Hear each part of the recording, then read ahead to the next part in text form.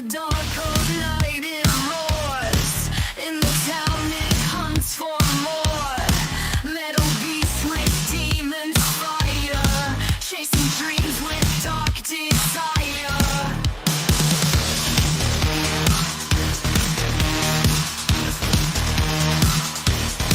Through the streets with evil scream, blood and fear like a twisted dream.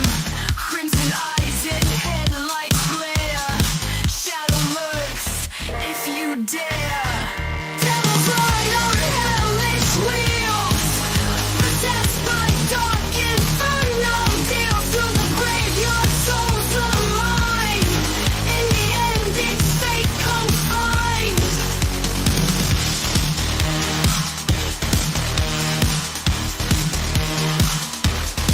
Screaming wind and burning tires, graveyard gates with haunting choirs. Souls escaping from the night, seeking solace from the fright. Flames igniting in the sky, end of road where shadows die. Face of evil through the blaze, hell's own car, its final phase. Devils ride on hellish wheels, possessed by dark inferno. Deal through the grave,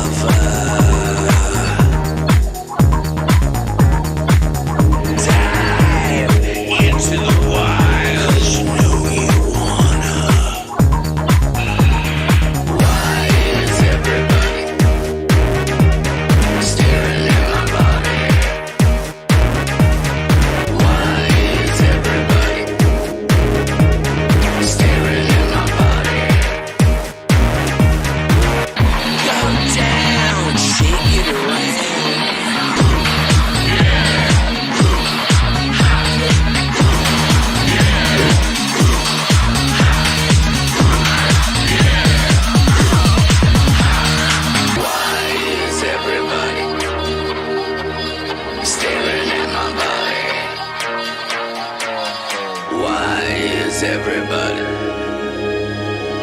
staring at my body.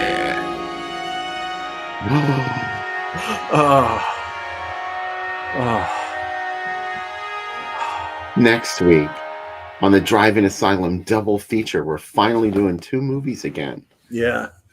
And what 2 movies they are. Yeah. Yeah. I'm excited about this. Yeah. Help Me, I'm Possessed. And we have Bloody Pit of Horror, which I was telling Bill before is what I think is a perfect film. It is an hour and 25 minutes or so of just mayhem. It is insane. Like, I like it already. Oh my God. I love it so much. I guess, like I said before, there's a lot of sleaze coming up on the show. We're not slowing down after tonight's start, but I hope you're ready because I think Bloody Pit of Horror is even crazier than this week's movie. What'd you guys think of Damballa and her snakes and being in the swamp and all that? How does your light shine in the hall of Damballa? Damballa. I like that we're going to make you drink this wine made from fruit from the forgetfulness tree, and then you will tell us things. That's what someone says to her at one point, and I'm like, okay. And then they, there's a lot of mythology in this. It all feels like absolute bullshit. And isn't that what we come to these movies for, Bill? We don't come to learn anything. I want to do the exact opposite. I want to walk away from these movies dumber. So I love it. I think that's probably what everyone would say that happens to you after watching a movie like Crypt of Dark Secrets. But yeah, I don't know. It's like I said on the first segment, this movie is a vibe. Yeah. It's been a while since I watched it, actually. So this was fun going back. I forgot how much I liked this movie. First of all, it has this idealized life that I secretly crave, which is living on an isolated island in a house that, his house looked reasonably nice, and it must have had power because he had a refrigerator. He kept offering them cold beer. So, like, could you imagine? And you're living out there in the middle of the swamp, I guess, and bugs aren't eating you alive. Gators aren't coming after you when you walk on those beautiful, lush green surfaces. So why wouldn't you love living there? Yeah, I like that. This fantasy anyway, because I think it wouldn't really be like it's depicted in this movie. No swamp witch looks like Damballa does in this movie. Like, it's like, wow. Yeah, it's like part of me too. It's a very guy thing to say, but like, if you're going to get killed by 3 bad burglars, at least you're going to be brought back to life, and probably the best way possible. But like, all of a sudden you're like dead, and then someone's dancing over your body and you wake up. She's like a Mick Jagger lyric. You could even make a dead man hard. You make a dead man come. Dead man come. That's right. Yeah. But what a joy. And it doesn't overstay its welcome. And we were talking about it right before it ended. The scenery is great, especially that last scene of the cops on that boat. You're like, wow, this looks great where they shot it at. We don't. Cops. Yeah. Oh, the cops. Oh, I love those cops. Yeah. Especially that younger, chubby dude. He was definitely my fave. Yeah. Mike said the guy who plays Ted was very attractive, but a charisma void. Yeah. Yeah. I could see that. Yeah. Yeah. But I like that we go back in time to this mythology of like how she became the protector of the swamp, and this other lady had to die, and she's like, let me sprinkle the dust of my own body on you, and like, she's like, but you can call me anytime. Yeah, but even though I am going to be going into the void now, you can call me at any point. She's like, I'll do anything that you ask me to. Just call me whenever you need me. I'll be like, after the second or third time, she's gonna be like, bitch, I did not mean all the time. Yeah. What do you want now? Sooner or later, you're gonna have to do this job on your own, and not me. Like, I had a You're not new here anymore. Yeah, you're not you're out of training to be a voodoo witch. You're not like a voodoo apprentice witch. You're the person that people are praying to. But hey, Jim, how's it going? Thanks for watching the show. Thanks everybody for coming back and hanging out with us tonight on the Driving Us On late movie, as you saw. Next week, 2 movies. Oh man, Help Me I'm Possessed, which Bill I had never seen before. I watched it this weekend. Yeah, It's pretty amazing, isn't it?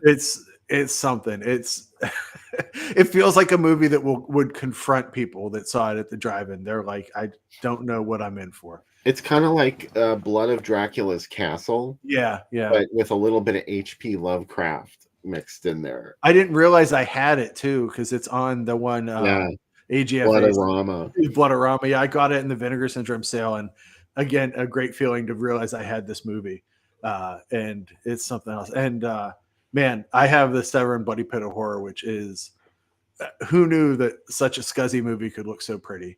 I have that too. Oh my god, Mark Dockham gave me that. Oh, did he? Oh, I'm pretty sure it was Mark. I love that he looks like a masked wrestler.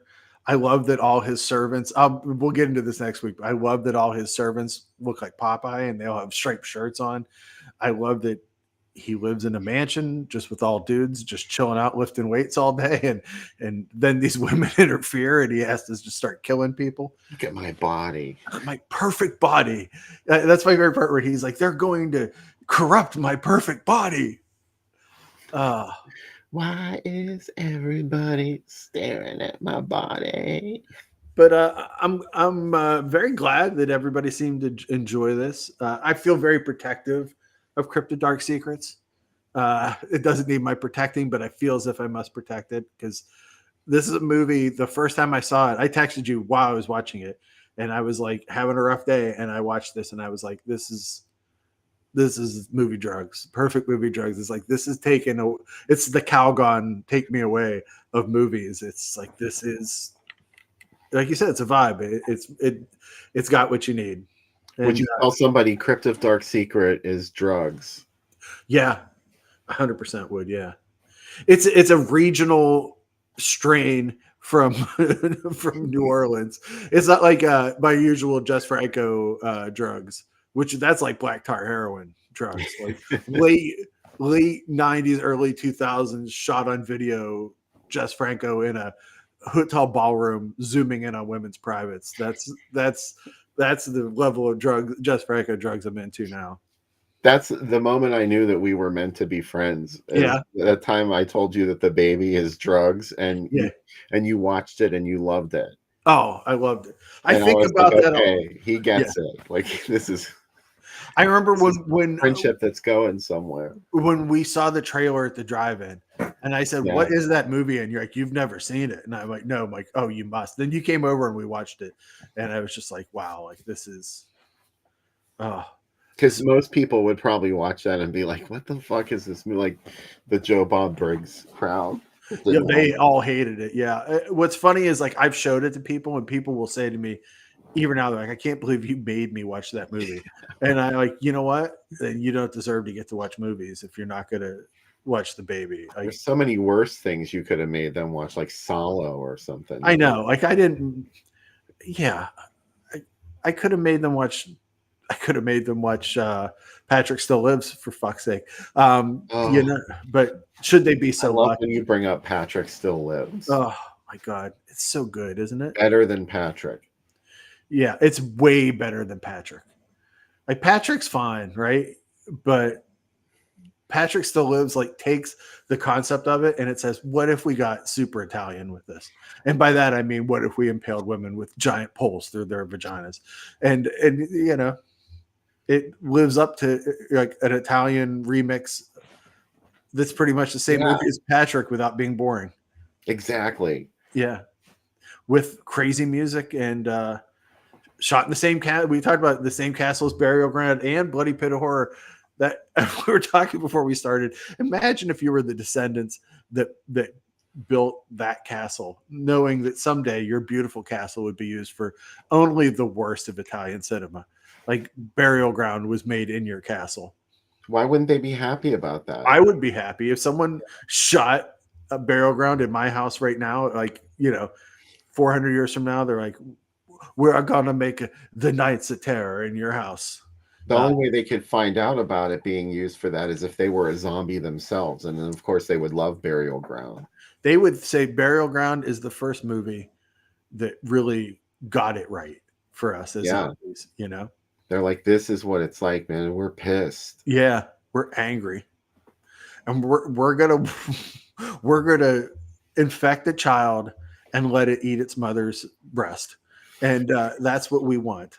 And I love my favorite is when she catches the zombie lady eating his leg or something in the yeah, back in the bathroom, and she's like, yeah. Leslie, look what you did, and she starts banging her up the I top. say the one line from that movie all the time. It's like, Mommy, this cloth smells of death. Leslie. And then there's that scene of like ice cream pouring down the side of the tub. Like, I I guess like it's her brain. and in the beginning when like they find that old lingerie in a cabinet and she puts it on and he tells her how much she looks like a whore. Like, okay. And then This he's was like, their relationship, I oh guess. my God. Yeah, Phil just said Jen told him he should definitely watch Burial Ground. Phil, oh my God, you should 100% watch Burial Oh Ground. yeah. It's like, I wish I could watch Burial Ground with you, yeah, Phil, to see we your should do a reaction watch to it. along just so we can see what Phil thinks of Burial Ground. I'm so excited for him to watch Demonoid because I think he Oh should. yeah. I think. Don't you wish you had not seen Demonoid sometimes, and you're like, Stellar I entertainment. wish this was my first Yeah. time I say again. that about every Oh movie. man, that's what's going to be great when I finally have a stroke. Like it'll be my first time every day to watch these movies again and again, and I can't wait. No, I can't wait. But That was one of the best things when I discovered pot, mm, which I came to later in life. And mhm. I learned that like if you smoked a little and then watched a movie that you knew inside out, you would see it differently. At least I did. And I liked watching stuff like that over like Alien. I've seen Mhm. that a million times. And then finally I watched it stoned and I was like, wow, I never thought about this. It suddenly got like way more complicated. It was good. It was fun. Hey, they're Now releasing it's old Alien hat. Romulus on VHS, Bill. Oh, are they? Yeah, Oh, it was okay. I mean, I yeah. don't know. I wasn't all that excited about it. I haven't seen it yet, but I haven't had a good track record with new horror, so you know. I like the Rosemary's Baby prequel thingy. Yeah. It wasn't bad. It's unnecessary. Like you don't need to watch it, but I like it because they every time you see Rosemary in it, it's always from the back, and you know, and she's like, I wish at the end you could have seen William Castle at the telephone booth. That's my favorite part of Rosemary's Baby, but you can't. Um, but it's fine. Yeah, it's good. It's got those Rosemary vibes. You Again, know, Joan was supposed to be in Rosemary's Baby. I know. Oh, Did they film a scene or I, I feel like they filmed something and then cut it? yeah, Or I don't know. I could be misremembering that. yeah. Hmm. She got written out of it. Oh God, I'm just watching this Help Me I'm Possessed, and it's it's kind of blood-sucking freaks a little bit, but also like it has even less of a plot, but more of a plot at the same time. Uh, and, and and yeah, it's really something. It's good in the way that only movies that had like $1,000 budget can be. Yeah, it's just unbelievable the Yeah, things that they attempt in there for the level of set decoration, and it's just got a vibe all to itself. yeah, And I love that grainy version of it that's on the Bloodorama set yeah, with the scratches and everything. I think that adds to the experience of watching Help Me Unpossessed. I'm sure you'll agree. yeah. I love that movies like that would play, you know, second features or play on things, and then people would just. Del Toro talked about it the first time he saw Zombie, that he told all his friends back at college about it. No one believed him that it was a real movie, and it was like pre-internet, and he couldn't prove to them it was a real movie. There were no, you know, it wasn't in any magazines in Mexico, and nobody, you know, and he just couldn't tell them about it. And I love that. That like, what is this thing that I'm watching? I'm sure people felt the same way about tonight's movie. just imagine at that one drive-in, you could go see the opening of Misty Beethoven while you're getting a hot dog, and then come back and watch Help Me Unpossess. Crypt of Dark Secrets. How about that? What a world to live in. It just occupies a very strange niche, if you will, in the hierarchy of films, because this was never going to play. They obviously didn't expect this to be a big hit. It was just like a cheap movie made to occupy an hour's worth of screen time at the drive-in, and like you attempt things when it doesn't have to be that big of a deal. You attempt things like this, and sometimes it's magical. I think even though it's not a big budget movie, just the fact that this was something that they came up with really quickly, maybe. I don't know. I really don't know the history of this. I like his Mardi Gras Massacre a lot too. It's very blood feast. Is it Mardi Gras Massacre that he did, or Drive-In Massacre? No, he did Mardi Gras Massacre. Okay, I got those two movies mixed up. No, I do like Drive-In Massacre too, because it obviously starts with the murder to drive-in. Yeah. God, that movie. It's like it's almost Doris Wishman. Yeah, it is. Don't you think? It doesn't show enough feet though, or bad furniture. It just has the look of one of her movies. The way like they never show anyone on camera who's talking. It's always like the other person. I love that though. Like once you watch 2 or 3 of her movies in a row, and then you watch a normal movie not made by maniacs, you're like, why aren't they just? Why is everything look normal? Do you know what I mean? Like, why aren't we just cutting to someone's leg in the middle of dialogue? Yeah. Every time Chesty Morgan has a line of dialogue in any of her movies, the other character will say something, and then Chesty Morgan takes like at least 5 seconds to collect her thoughts, and then this line comes out. And she's like, oh, I can't handle it. It's so weird.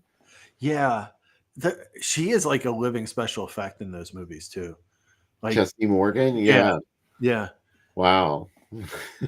They put a camera inside her breast, Bill. I mean, so that she can take pictures after she. They put a lot of work into that plot.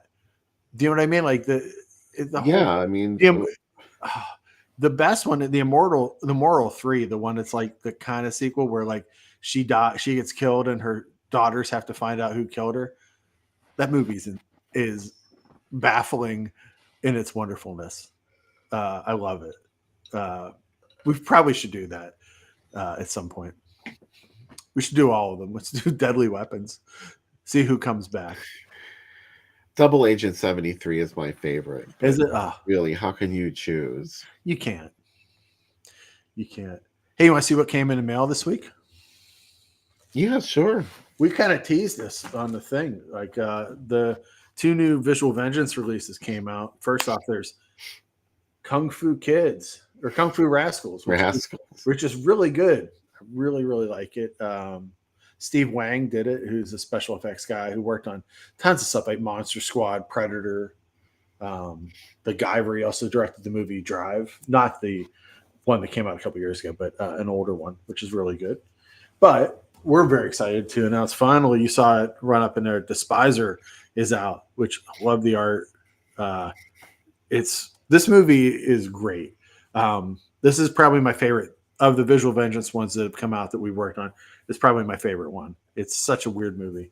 And Bill and I are very excited these are sold out, but I have one for you as well, Bill. But the troll doll, the troll that's in the movie, here's the best part of the troll doll. He has the Despiser logo on, and he has a Visual Vengeance logo on his back, which they really did it for this tie-in.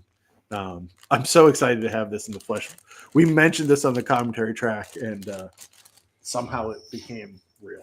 Do you think that troll bought that T-shirt at one of the troll vendors on the street? Yeah, there's like a Visual Vengeance. He went to a convention actually, and he went to like the troll version of Cinema Wasteland, and he got it, or Flashback maybe. And then his life was cut short, and he was put into a plastic bag and given to you as a token. But he's going to be well loved. I actually bought some movies at Walmart, Bill, because they were cheap. How did I not have Beastmaster? A new $5 version of Beastmaster. Come on. Wow, right? And this is Becca's. These are Becca's too. She got the Nun 2 because she didn't have it. That was $7. And of course, we need another copy of Zombies Halloween. There's already 3 copies downstairs. So those came. And then finally, this is from our friends at Arrow, which an MVD. We got Trick or Treat, the not Sammy Kerr Trick or Treat, the one with Sam, the little guy, and the horror anthology. And that's just came out on UHD from them. And then their Hellraiser set, which is 4 UHDs of Hellraiser 1, 2, 3, and 4. I don't think you need any other ones. I think you can stop after 4, right? Can you ever stop, Sam? You can't stop. They're going to keep making Hellraisers until we die. Will this obsession ever end? No. And then this is the J Horror Rising set, which is all Japanese horror. There's some really good stuff in this, and I'm excited to dig into this week. Car Persona, Noroi is in it. So there's some, I'm not going to try to pronounce these Japanese names, especially because I saw Chris Erickson's in chat and he'll just make fun of me unmercifully because his Japanese is way better than mine. So, but I'm excited to get those. So that's what came in, but very excited to let you know that Terrifier is available. You can get it at MVD shop, or you can get it at, of course, Diabolic DVD. It's a great place to buy movies. Despiser is available. You said Terrifier. Oh, Terrifier, Despiser. Sorry, I'm tired, Bill. It's been a long day. No, they have Terrifier and Kung Fu Rascals too, which I definitely recommend. It's a blast. Both of them are, and always excited that we got to do commentary on that, and excited for people to watch it and let us know what they think of the commentary on it. So only tell us if you liked it. If you didn't like it, don't tell us. Yeah, don't leave us some snarky comments and we'll be sad. And then we'll overthink it. And then I'll probably call Bill crying around like 2:15 in the morning, drunk. So let's take a quick break. I've got this little vignette that we can put up for a couple of minutes. Okay. And it's something you've seen on the show before. But it's worth it.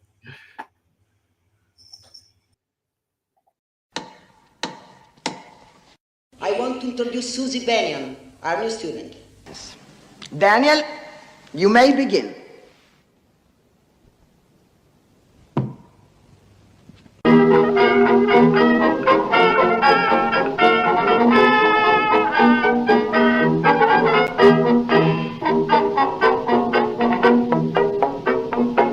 I have got a sweetie known as Susie.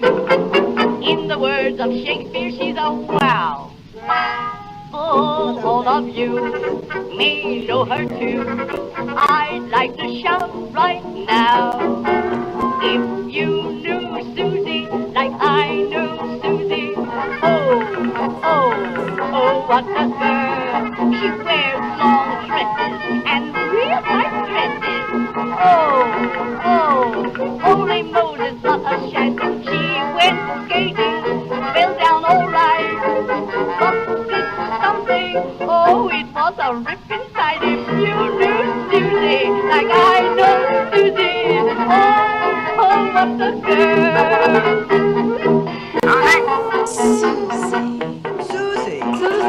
Susie has a perfect reputation. No one's ever seen her on a screen. Nobody knows where Susie goes.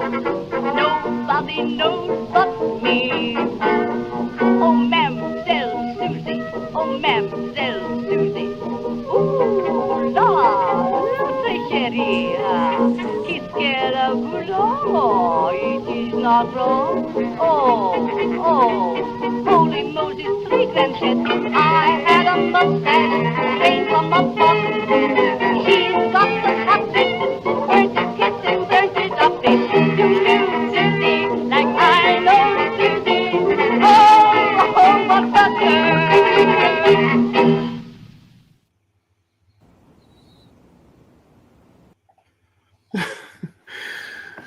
It's been a while since we watched that one. It has, and I forgot how amazing it is. It gave me time to go grab one I wanted to show on camera, and I totally forgot. Oh, yes. I got my copy of Hollywood 90028 from Grindhouse Releasing, and it's just, again, another stunning release from Grindhouse. Um, it's got a reversible cover. I already have the original side facing up, but there's like this fabulous new artwork that they got done just for the release too. I'll show you what that side looks like, Oh, because that'll probably be out front whenever you see it up for sale. You definitely need to go pick this up, because this is like, you know how everybody raved about Impulse last year. This is the release for this year. in Death Game too, when that came out, that was an amazing release. They really went all out for this, and the slip cover is sold out, unfortunately. The one that called it the Hollywood Hillside Strangler. And you know, if you've seen this movie, then you know that this is kind of not the movie that you get when you see Hollywood 90028. Although what you do get is mind-blowing. But it's got this nice 2-disc setup in here, and this postcard came with it. And there's a really extensive booklet with liner notes. And it's just, you know, again, the level of detail on this release is just amazing. There's tons and tons of bonus features. Go pick it up. It's amazing. Oh, and there's a soundtrack in it too. Oh, wow. This was crazy. Like this insert in there. So like the movie's soundtrack, which is extremely groovy and highly recommended. Again, probably not going to be the movie that you expect it to be. It's really super arty, and it's got this peeping Tom quality to it, like the story. That is, it's kind of the same level as Peeping Tom in this guy's obsession with getting behind a camera and taking pictures of women, and then he just like impulsively murders women in his private life. And other than that, he seems like a pretty groovy guy. And you just figure, like, what is this guy's problem? Why is he doing this? So it's really interesting. It's got that artificial quality that we talk about all the time, Sam, when we talk about Eaten Alive and how it was filmed on a set. This was not filmed on a set, but like each set that you do see in the movie is just very meticulously crafted, and to where it looks artificial and super clean. Even like there's a scene of a garbage can while he's eating fast food next to this garbage can, and everything's painted white, and it's the cleanest trash can you ever saw in a fast food joint. I've never seen it, so I definitely want to see it. Yeah, it's really cool. Also, what did I do with my other stuff? I just got so excited. Oh, and did I mention I have an ad gallery on that release too? That's what I'm excited about. So I got this in the Vinegar Syndrome sale not too long ago. She Freak. And it's got this fabulous slipcover. Oh. And there's one of the most sensational ad or posters for this movie. I really dig She Freak, as you can tell, because I bought it.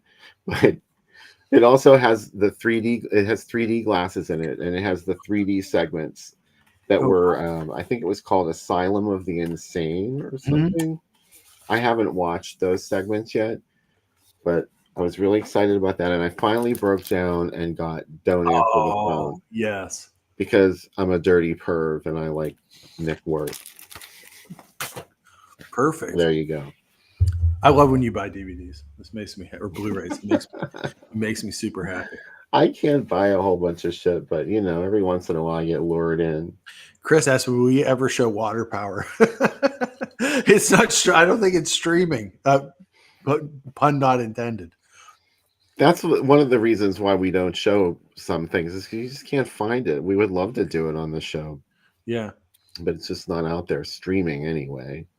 Yeah. The Internet Archive was really exciting, though, discovering that, I have to say, because there's a lot of stuff on there. Mm-hmm. There's a lot of shot on video stuff. That's where I discovered a lot of SOV stuff. So it's really helped me track down movies. It's kind of hard to figure out how to search for stuff on there, but once you figure out, you know, what search terms to use, you can find stuff on there. It's really cool. Yeah. You know, a lot of stuff was like, how is this here? Yeah. There's a list, a letterbox list. I have to send it to you.